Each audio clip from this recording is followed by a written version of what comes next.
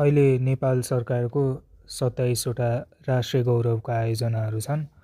अब त्यो कुन कुन क्षेत्रमा छ भने हामी हेर्छौँ है त। मतलब यो त सब यहीँ लेखिसकेको छ, अब यसको ट्रिकहरू मात्र हो। जस्तै हेर्नु है, राजमार्ग भनेको के हो त भन्दाखेरि हाइवे, अनि सिँचाइ भनेको इरिगेसन है।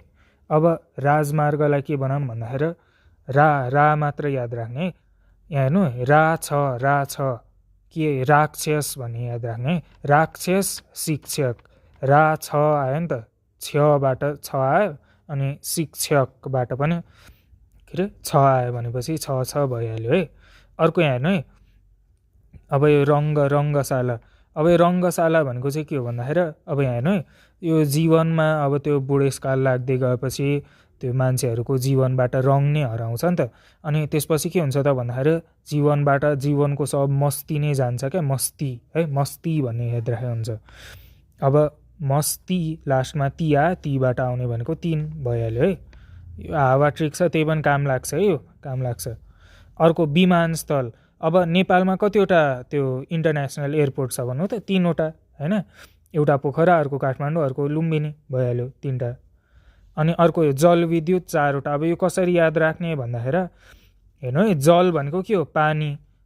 अनि वीबाट चाहिँ हामी विचार याद राखौँ है त।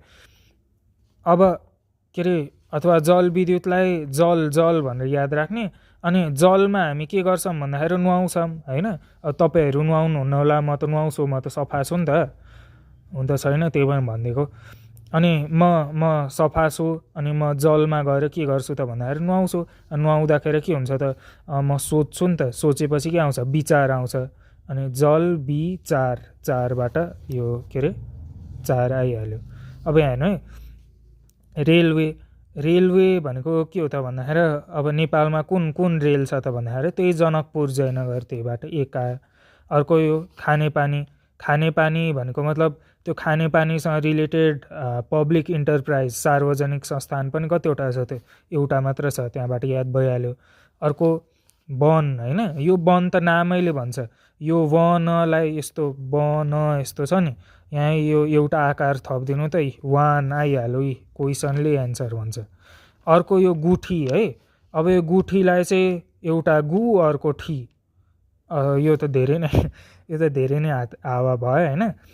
तर जो कि सामाजिक कि धार्मिक हो नि त। खासमा यसमा चाहिँ पशुपति गुठी र त्यो लुम्बिनी गुठी पर्छ, त्यही भएर यो दुईटा हो क्या है। यसरी हामीले याद राख्न सक्छौँ। साथीहरू, थ्याङ्क यू।